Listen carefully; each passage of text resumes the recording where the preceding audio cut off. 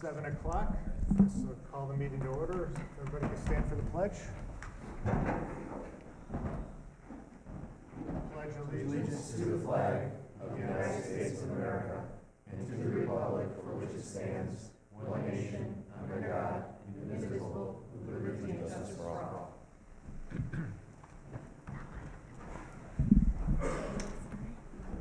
All board members are in attendance.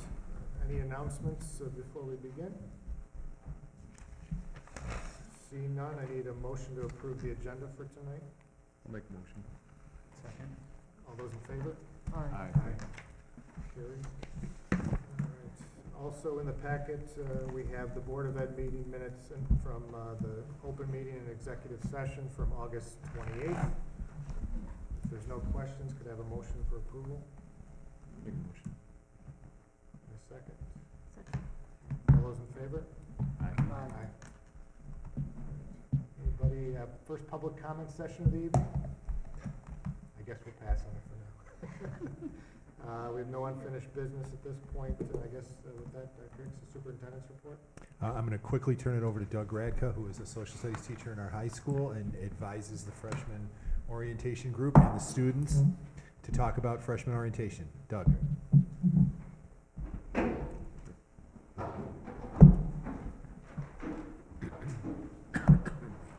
I'll introduce the students first. We had 4 students who served as coordinators along with the 92 other upperclassmen that we had. The 4 coordinators were Jillian Fedor, Mike O'Brien, Cassidy Ellable, and Bobby O'Brien. As soon as the soccer game ends, he'll try to be in here, which he might not make it, but he's playing soccer. So I'll have Jillian start. Hi, the orientation was held the week of August 28th and 29th, and then there was a night session for parents and students on August 30th. 330 out of approximately 370 freshmen attended, and it was not mandatory, so that was pretty good attendance. We worked during the summer planning the program, coordinating transportation and any letters and confirmation sent home to the students. Over 90 upperclassmen volunteered as peer counselors during the summer, and they led the groups of freshmen throughout the course of the program.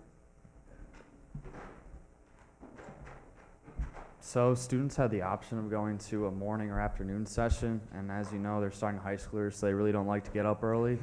So we had 80 students come in the morning, and then the other around 240 came in the afternoon. So when they came, they first got a tour from their counselors.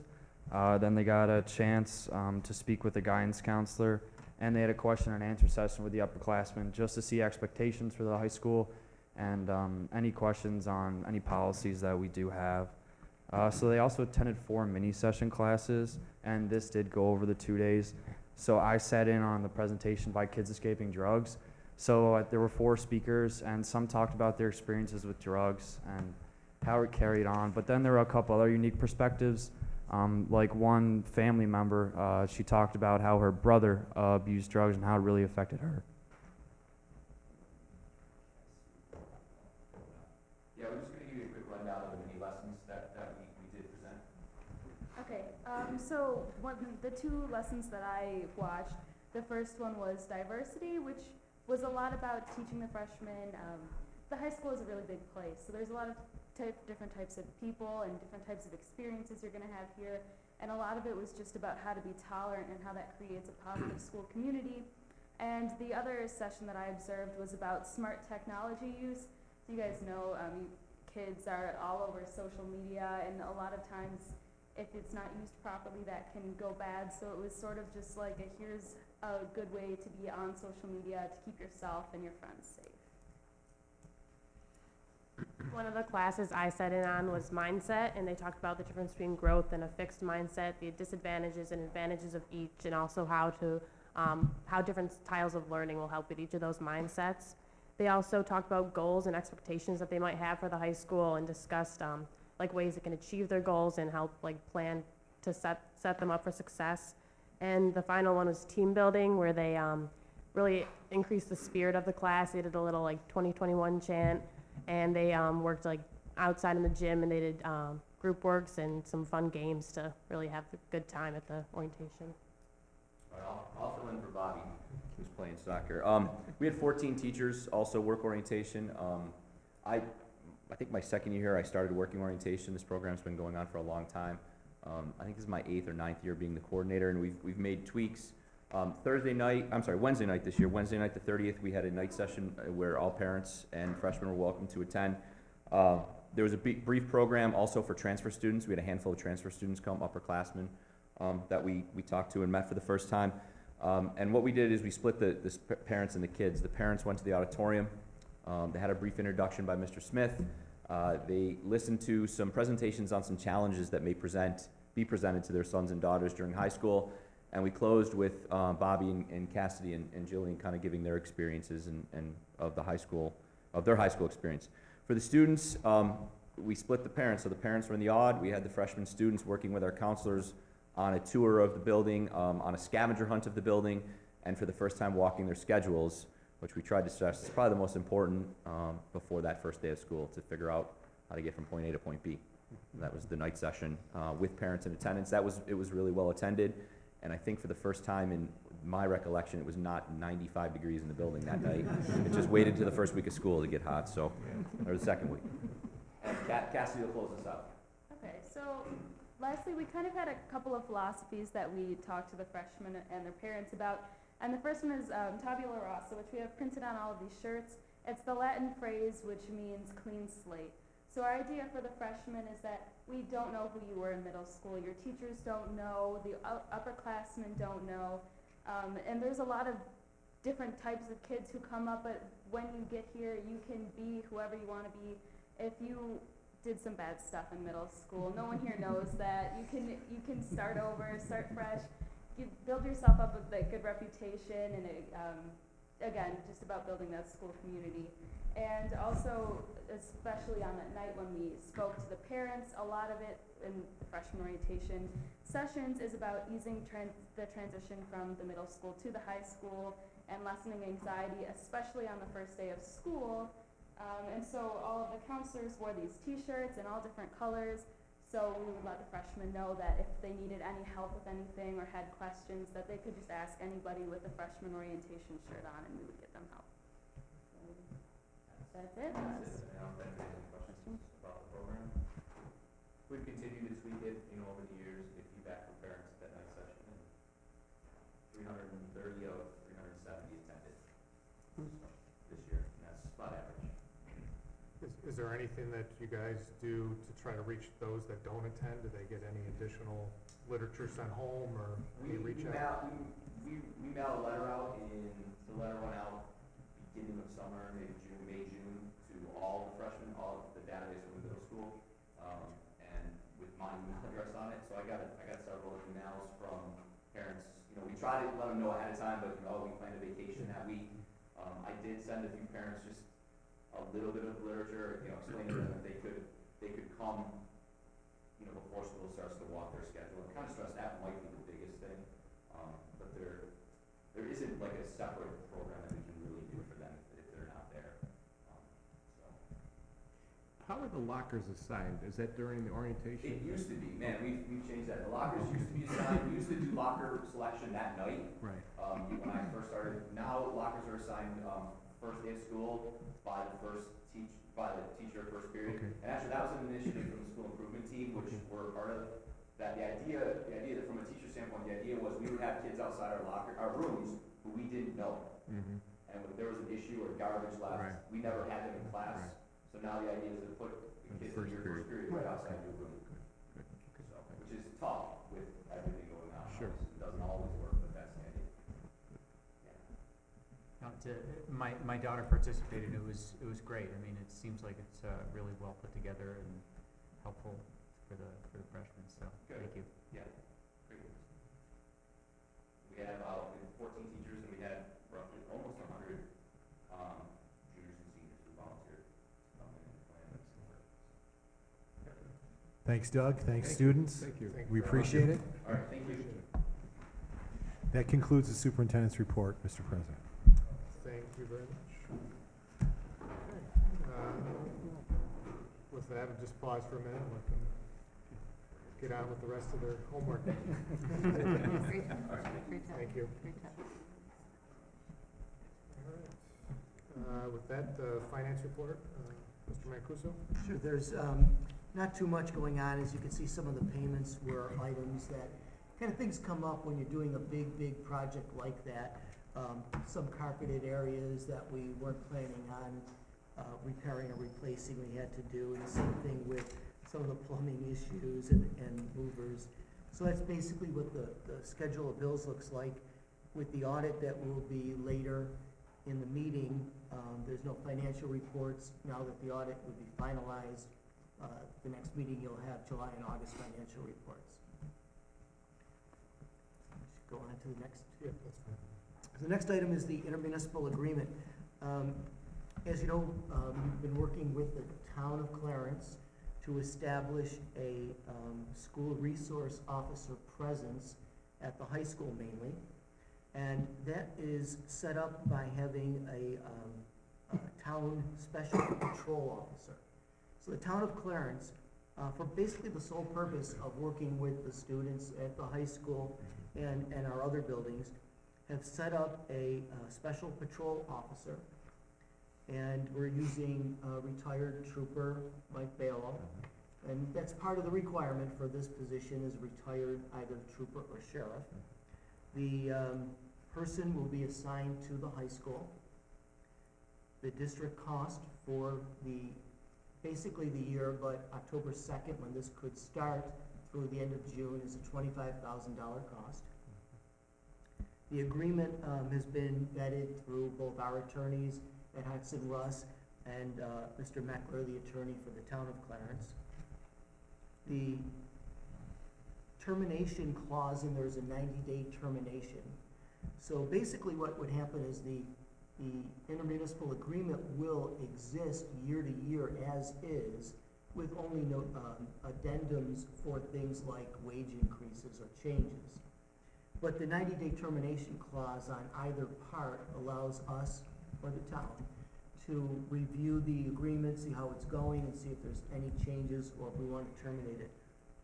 As such, should we implement this, we will make sure that not only will you get periodic reports throughout the year, but certainly prior to the March board meeting, you'll have a full report, because at that time would be the time for us to either terminate or extend. So certainly, it looks like the main items in here, the town is supplying a vehicle, it will be an armed school resource officer. I think we've got it pretty well buttoned down. If there's any questions? No, I think we've covered it previously. Very good. Last item in this section would be the audit. The audit committee met with John Chavone, partner at Lumsden and McCormick, who performed our external audit for June 30th of 2017. As he mentioned earlier this evening, the district is in great financial shape, has an appropriate and healthy fund balance, doesn't have anything in the foreseeable future that would cause concern at a community or a board level.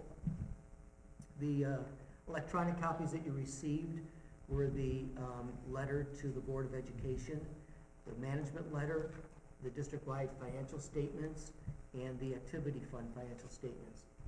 At the place of the 4 board members that weren't at the audit committee meeting, I put a copy of his presentation from this evening.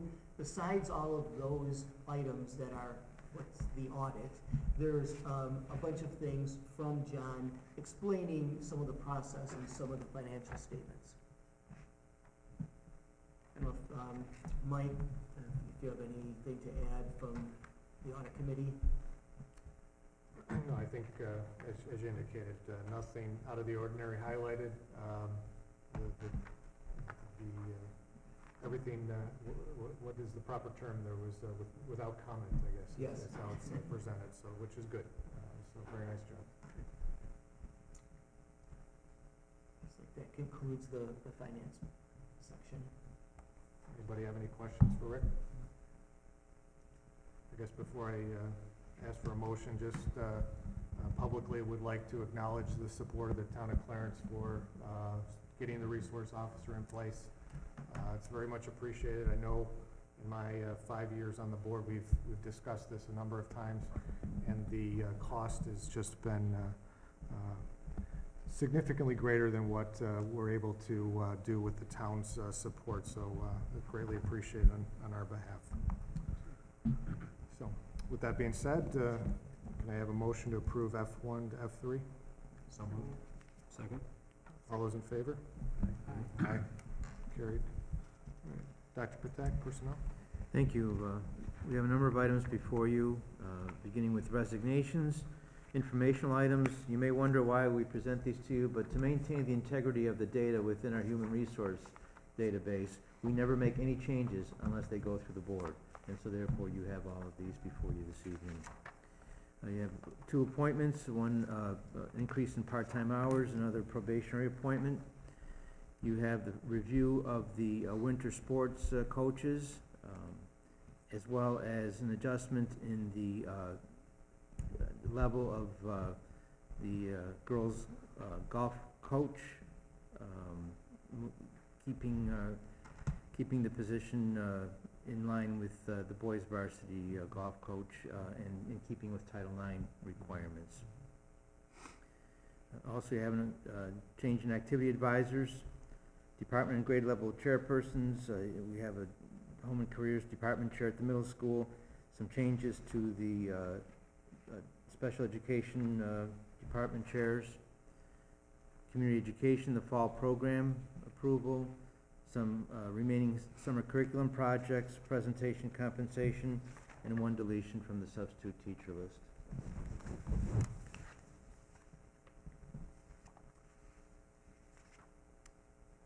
Any questions on the personnel items? If none, motion for items P1 to P7? Make a motion. All those in favor?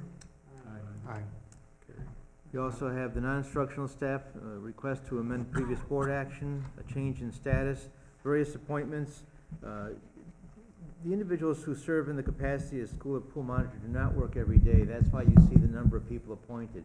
When they're available, some of these folks are college students, some are high school students, and when they're available, they come and help and work. So Mr. Kraszewski needs as many people as he can possibly get to staff the second set of eyes position. Some summer employee appointments, as well as additions to the substitute list.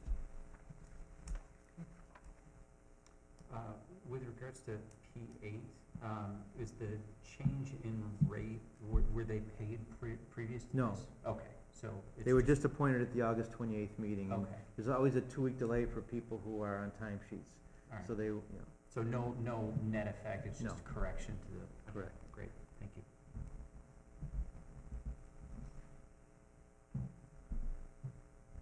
I guess just a minor item just for approval. The agenda has P8 to P10, but we have actually P8 to P11. I think the amended previous board actions was added, so. I don't know, do we need a formal action to amend the agenda at this point, or are we good with just approving P8 to P11? You could just approve it. Okay. All right. So with that being said, anybody with a motion for P8 to P11? Motion. A second? Second. All those in favor? Aye. Aye. Special needs and student activities. Very short month for special ed, 17 school age and 3 preschool meetings, mostly for transfer students and new entrants. Very light, given what we've had. A motion for items 1 and 2 under section 9? Second? Second. All those in favor? Aye. Aye. So we're back to board development and policy with the 4,000 section. Yes, this is the second reading for the 4,000 section, the administration section of the board policy manual.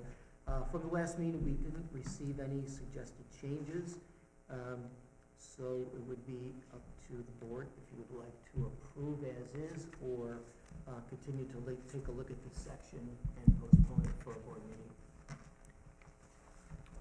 Did anyone have any comments, additions, deletes?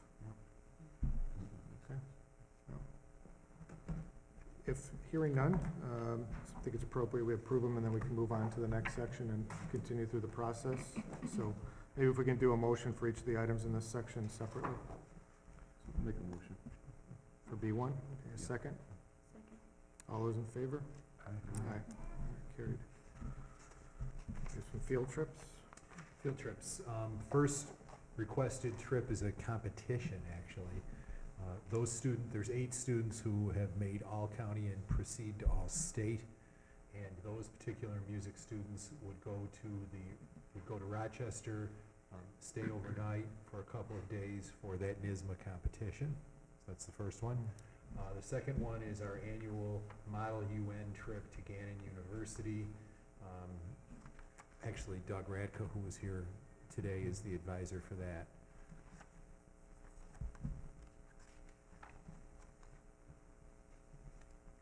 Any questions on those 2 trips? Hearing none, we have a motion to approve B2 and B3. So moved. Second. All those in favor? Aye. Carried. Okay. That brings us to item B4, which is the Board of Education goals for 17-18. Each of us have before us the current version of the goals. I guess what I'd like to do is I'll just read through some of the highlights and then open it up for any Q&A, recommended changes and so forth that if we can collectively come to an agreement on tonight would be great to adopt them. If we need to table it, so be it. But with that said, similar to prior years, the Board of Education has established or is looking to establish goals for the current school year, 17-18. And we typically follow a format of grouping the goals into 4 sections: student learning and achievement, fiscal responsibility, human resources, and communications. Under the student learning and achievement section, we have 5 items ranging from continued analysis of various data points and how that relates to the New York State accountability system, continued implementation of an updated model of staff development and continuing education for our staff, examining the academic intervention services, or AIS, in all schools to make recommendations for improvements, an evaluation of the K-5 math program, looking for recommendation as far as a standard to follow going forward, and reviewing the current community service program and coming back by leveraging a group led by Ken Smith, come back with recommendations on improvements for the upcoming school year. Under fiscal responsibility, I think these have been pretty static for the last year or so, but it revolves around developing a fiscally responsible budget, successfully overseeing the completion of the capital project, which will come to a conclusion this year, and gaining SED approval for the Smart Schools Bond Act as we continue to roll through the phases.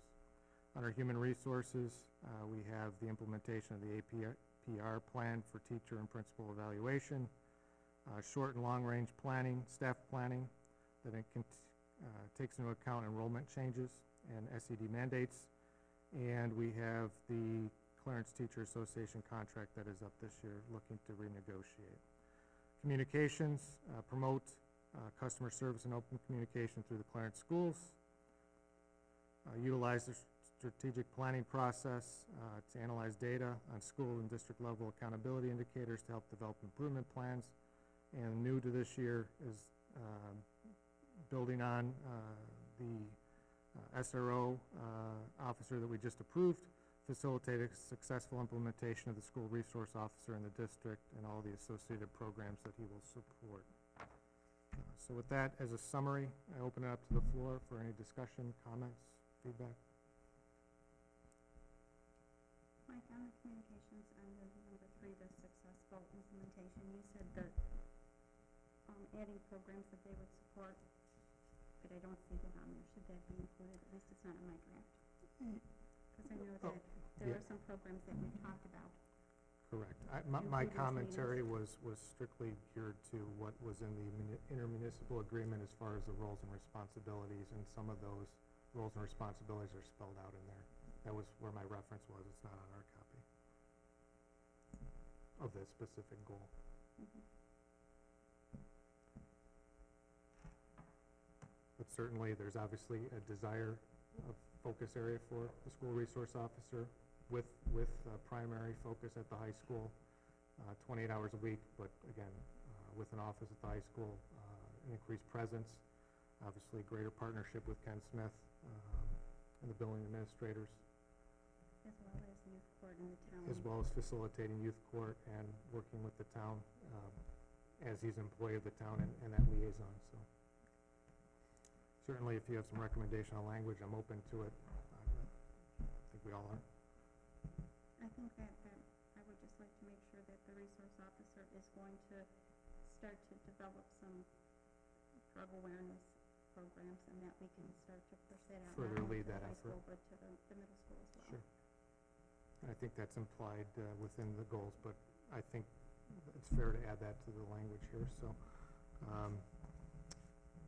So facilitate the successful implementation of a school resource officer in the district, including the advancement of drug awareness programs. Okay, fair enough.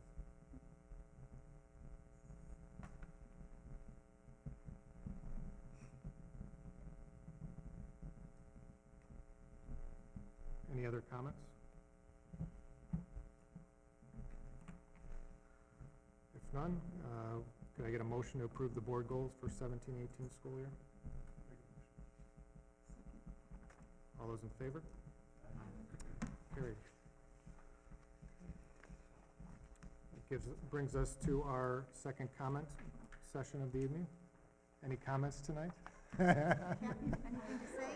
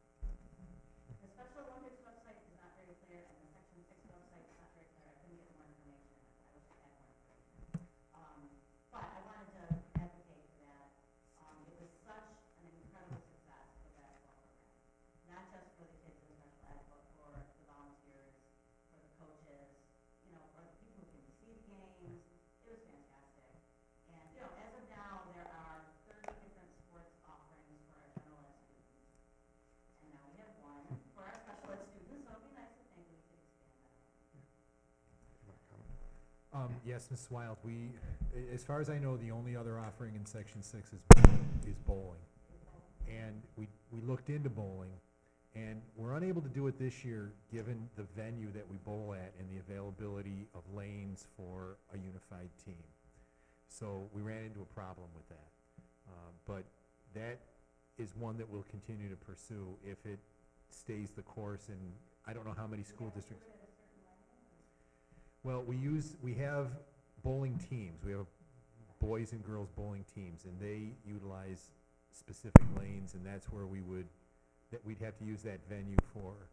That's the venue that we have an agreement with to utilize. I know with the basketball season, it wasn't the same time as the regular basketball. Right. So if the bowling season is at a different time, that might not be an issue. It is a different time. I think it's a different time than boys and girls, because I think boys and girls bowling is in the winter. And the unified would be a different time. It's in the fall, from what I understand. Now, I'll double check it and get back to you on it. But I can contact Tim Slade, who's the Section 6 chairperson, and find out if they have any other sports.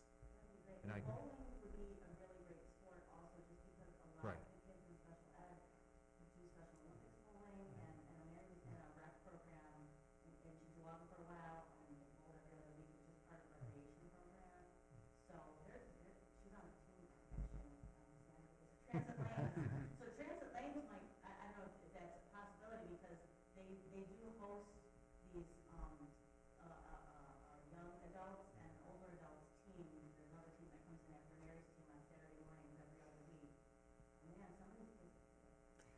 I'm telling you, that they've been bowling for a long time, and I'm no bumpers or anything, this is regular bowling. So, so yeah, if we could look into that, that would be great. I think we'd have a lot of enthusiasm about it, maybe even more enthusiasm than basketball, because, like I said, this bowling is something that the kids have been doing a long time. A lot of parents have. I can only speak for them, but. There you go. Thank you. I think collectively, the board would be very supportive of any other opportunities that we could get, so. Because I agree, the basketball was a resounding success. Can't wait for the next season, so.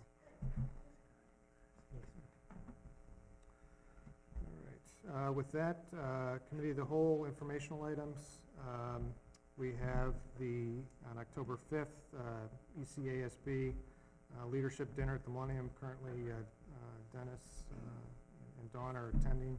I believe we have until the 27th of September to register, so if any other board members looking to attend, let Sheila know. We have the New York State School Boards Conference, October 12th to the 14th.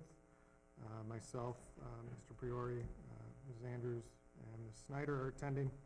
And then the next regular board meeting is on October 16th. Just as a comment on the NISBA convention,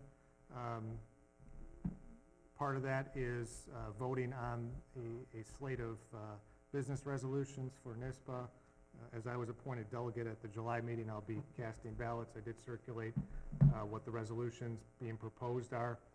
It's hard to say, but typically there are a few added at the time, so it's a little bit, I guess, up to my discretion which way I vote. I think, Tricia, you've gone through this before, so. But with that said, I think I concur with the recommendations of NISBA as far as what's recommended or not. If you have any other thoughts, please let me know.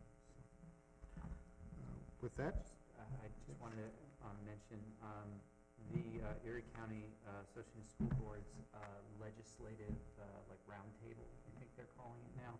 I believe that's for October 26th, the evening of October 26th. And I'm not going to be able to make it, so if anyone is interested in participating in that, please feel free. Where is it held at? I can get you all the information. I don't know. I think it's actually at the BOCES facility, probably. But yeah, it's my wedding anniversary, so I'd rather do that than. So anyway. Very good. All right. Any other questions, comments? All right. Need a motion to approve to adjourn to executive session. For the purpose of discussion of matters leading to the evaluation of a particular person and litigation strategy. So moved. Second. Anybody have a second? All right. All those in favor? Aye. Thank you.